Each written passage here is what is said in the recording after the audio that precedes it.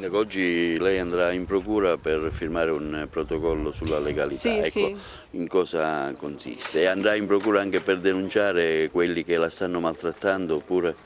Allora, innanzitutto sono due cose diverse. Uno è un protocollo della legalità che noi intendiamo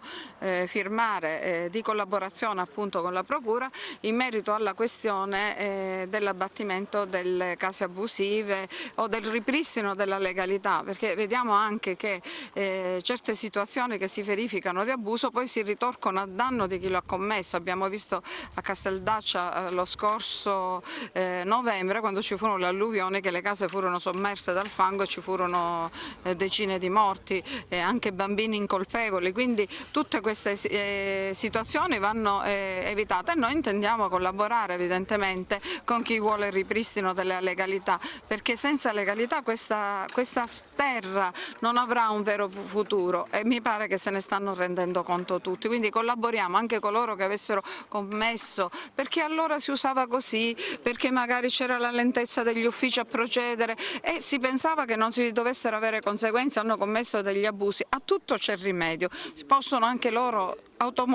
autonomamente, senza aspettare l'ordine di abbattimento eccetera, dare seguito a un ripristino di legalità. Quindi noi vogliamo sempre la collaborazione con tutti, ma sempre per il bene della nostra terra e del futuro dei nostri figli. Quanto alle denunce, evidentemente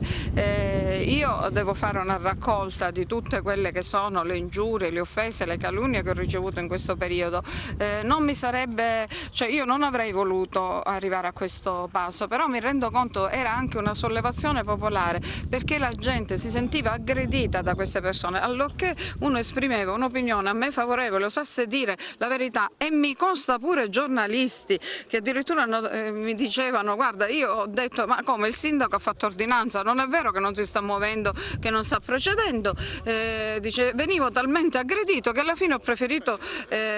cancellare il post. Ora, una cosa è la differenza di opinione, il dibattito, anche un contrasto duro dal punto di vista politico, mi hanno fatto la mozione di sfiducia, questa è una cosa, ma calunniare la gente, addirittura hanno scritto un soggetto, insomma lasciamo perdere, un soggetto ha scritto che io ho sistemato mia figlia e che io e mia figlia ci facciamo di sambuca. Ora arrivare a questo punto non può essere consentito, non tanto per me da Carmina, perché io sostengo sempre che l'offesa che proviene dal fango nel fango rimane, e come diceva Virgilio a Dante, non ti curar di lor ma guarda e passa. Ho sempre lavorato a testa china per aiutare, per dare un po' di sostegno e di vita a questo paese che ho trovato moribondo,